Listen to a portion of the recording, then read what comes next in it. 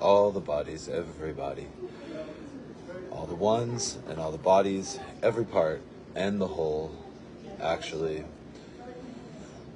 I'm here to speak and to read a lesson from the book called A Course in Miracles. A Course in what? Miracles. What are miracles? Miracles are foreseeing beyond what seems to be a world of separation, that underneath everything there is one shared interest, which is to see beyond the separate interests, the separate seeming things that conflict us. And then there is so many interesting caveats that get to meet us where we know we believe we are at, including the intro to the workbook, which says that we may actively resist these things, but that just to try them on, and including some other caveats of things like level confusion. There is things that the Course talks about as absolute reality of God's truth, absolutely, and then there is the level of the world's level that we know we believe we are in, and there's two interpretations for that, which is that the world is a place to prove, it's a classroom to prove death, pain, separation, decay, rot, meaningless meaning, and chaos true, or this is the learning is for giving. For what? What is it? What is the learning for? To give what? What do we want to give? We want to give what we want to receive, actually, which is peace, no matter what, holy, and fun, no matter what, even, actually. A peaceful adventure in the dream of our characters. Unfolding, I guess I'll say. And,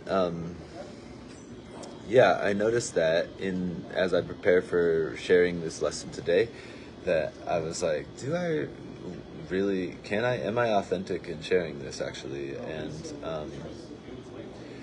I've had it in the story of Joey. It's been that he was told to just try things on that actually I know don't make sense to me. This is where the Course distinguishes level confusion, actually. So, for instance,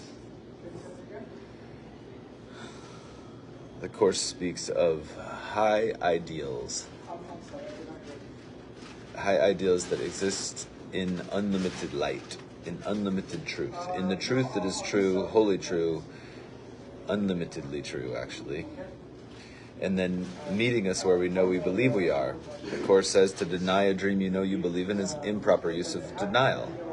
And I add to that, and creates I think the Course would agree, maybe you would have a caveat me or question me or add nuance or pivot me on this, but to deny a dream you know you believe in, a story you know you believe in, is an improper use of denial and creates a further sense of separation within the dream of separation already made up by you.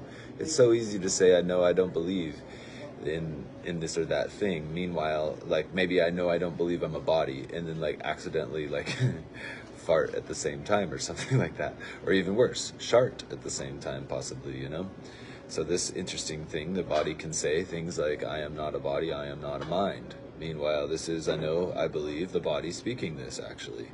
I know that I believe that is so. And yet, also, I do question whether it may be otherwise.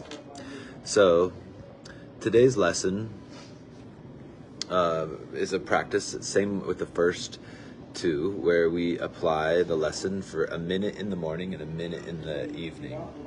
The lesson is, I do not understand anything I see in this room, on this street, from this window, or in this place. We are encouraged to apply this idea in the same way as the previous ones without making distinctions of any kind. Whatever you see becomes a proper subject for applying the idea. Be sure you do not question the suitability of anything applicable for the idea. These are not exercises in judgment. Anything is suitable if you see it. Some of the things you see may have emotionally charged meaning for you. And the Course is encouraging us to, for this practice, try to lay aside such feelings and merely use these things exactly as you would anything else. The point of the exercise is to help you clear your mind of all the past associations, to see things exactly as they appear to you now and realize how little you understand about them. It is therefore essential that you keep a perfectly open mind, unhampered by judgment, in selecting the things to which the idea for the day is applied. For this purpose, one thing is like another, equally suitable and therefore equally useful. The point of this exercise is to help you clear your mind of all past associations. I'm rereading paragraph 2 here. Past associations are associations that are past, and a past implies something like time, an outcome. It implies the fact that I will be happy when a thing happens which is not here, which is away from me, that I will achieve. I can be at peace once this or that thing happens. That the peace I requires for something to happen outside of me, and that thing either A, won't happen, or once it will happen, will shift, is a way to define, if I say I am an identity within the story of time, a character that will be unhappily me.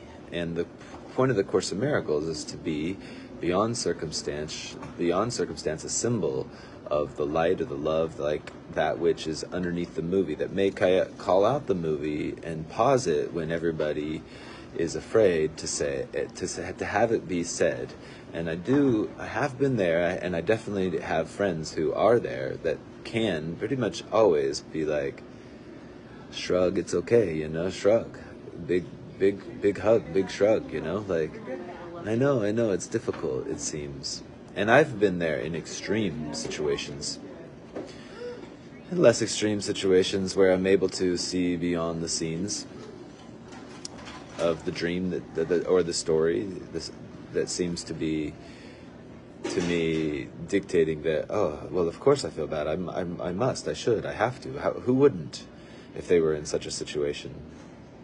And all this stuff comes from a fundamental of A Course in Miracles, which is that the first fundamental is, sometimes you'll hear me say, it's that this is almost like the prime directive of A Course in Miracles, which is nothing real can be threatened. Nothing unreal exists. Herein lies the peace of God. And this is, as I say, how I was saying earlier, speaking of the realm of the absolute, actually, these are the levels. And the second level is, so nothing real can be threatened, nothing unreal exists, herein lies the peace of God, or in a mathematical or logical way almost, using reason, the truth is true, it's always true. Anything other than it is not true. The truth doesn't change to something other than what it is, otherwise it would change to something other than what the truth is. Anything other than the truth is something that is not true. So that is all like within the level of absolute truth, actually. And those are like meditational anchors that we can use as prayers when we seem to be in a scene that's scary or something, or confusing or frustrating or angering us. Hey Spirit, let me remember that all things are working for my good and there is no exception except the ego's judgment. And help me forgive the ego's judgment, the judgment that what is this? What is this for? This is for proving that there is a problem, actually. That's what the ego's judgment is. That of course, look, how could you not? And meet me where I know I believe I am. Let me trust. Let me gain trust in trust by giving trust to trust. Trusting in this prayer that all things are working together for your good, for my good, for the good. And there is no exception, actually, not in reality, actually. Even in the scenes of the dream, everything can be seen as a teaching learning lesson for this giveness. The giveness I would receive, and by giving it beyond the seemingly, well, of course, who wouldn't? And all this, having it be a prayer for me to know, to understand that some part of me wanted this, actually. So this is where the second level comes into to seeming appearance, to dreaming to storytelling, which is where we exist, as we is a word. We are our words. This is the mythological standpoint of human story being. So, this thing that to clear our mind of all past associations is all past associations come from the Course says when you're about like a quarter of the way through reading the text of it, it says, hey, if you're reading this, you really enjoy it, your heart and your mind are turned on by it, basically. Also though, you look around your world and it doesn't, like some of these really high-minded truths that we're speaking in the Course, they don't quite, your world seems to make less sense than them actually, but you still seem to live in this world. So it's natural for you, even though also some of the descriptions of the way your world works, this Course will describe to you with a kind of brutal honesty that will have you flabbergasted with what to do in some way. So it's natural for you, it's natural for the mind to hear these things and wonder, okay, if it's true that the truth is true, it's always true, nothing other than it is true, and the truth doesn't change to something other than it is, otherwise it would change to something other than what the truth is, or and that nothing unreal can be threatened and nothing unreal exists, and herein lies the peace of God, then where did the world of things that are threatenable, that I know I believe in as a being who doesn't want to lie, who knows I believe in relationships, and my little sister died, for instance, so I know I believe in these things, and I'm not a liar. I really choose to try not to be a liar. Man, I hardcore try that. So it's natural for the mind to ask, okay, if this is true, that nothing real can be threatened and nothing unreal exists, and herein lies the peace of God, then where did this world of death, decay, chaos, meaningless meaning, and attack and shame and blame and guilt appear from? And the Course says that this came from the tiny mad idea. This mischievous little cute little mind idea. It was like, yeah, but what if there was something other than the truth? See, the truth is true, it's always true, anything other than it's not true. This makes so much logical sense in the world of reason, actually, in the world of pristine reason. So the mind this is a metaphysical way of looking at the world, the universe, as a mental thing, as these are finger thoughts in the mind of God, and here is a shirt thought, and this is a beard thought, and this is a nose thought, eyes, ears, knees and toes, and so the way that the world of separate things, of stories, seemed to start to set in. A story is something that has in it something like oh no, what's going to happen? Otherwise it doesn't have a story. Or what's happening? What is this? In a story there is something like that. There is something of sense-making, but there is something of sense-making out of not making sense, out of a question. And the question is the quest that the mind of God set out to do as its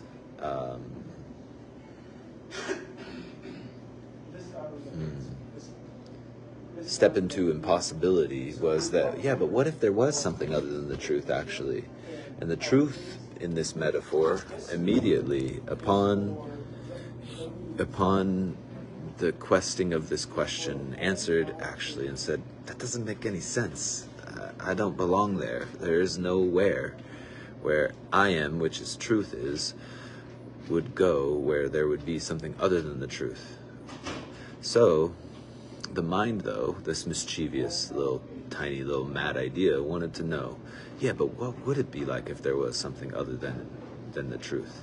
Basically, in the metaphor, the mind went like, oh no, it kind of cocked its head to the right and projected out what that would look like in the world of the story of symbols, which would be like what war is, what chaos is, what the news is, what pandemics are, what innocence born ready to be traumatized is like, and what neglect is, and what communication that doesn't communicate, and meaningless meaning is, actually. So One second here. To help us clear our mind of past associations, to see things actually as they appear to you now and realize how little of them we really understand. We must all admit this is so. We know, even from our humanistic standpoint, that no matter how much I know, whoever I am is, or you think you know, so much of what you know relies on things you know you don't know, actually, not via direct experience in any way. And so, being in a state of perhaps current, flabbergasted, flabbergasted, fortuitous, I don't the fuck know reality, actually. And instead of, I know what this is about, and this is definitely this or that. And I guess, again, this can have some level distinctions of level stuff, you know. It's okay to say, like, hey, for instance, I believe I shouldn't sit on the fire. I should sit on the chair. I should sit on the log that's not on fire and warm my hands with the fire that's burning. Or I believe that land is for walking on and water is for swimming in. And I'm open to seeing things in my story be beyond what I believe, but also I know I don't want to be a liar with what I think I see as my reality. So in these exercises today, I saw things like what I think of as what perspective is, you know. Let's see here. I do not understand anything I see in this place. So I see a panel of windows that goes from one place to another, seemingly unbroken. A huge unbroken window. I do not understand this carpet. I do not understand those massage chairs. In fact, in some big way, you know, I don't understand that shirt. I guess in some ways I think I know. I notice that I do think I understand what they are, but also if there's anything like, the Course says, if you either get all of it or nothing of it.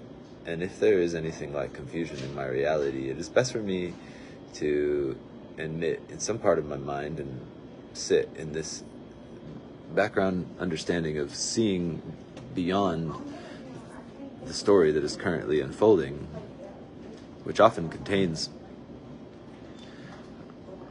remnants of disagreement or conflict. Let's see here. I think that's what I have to say for today.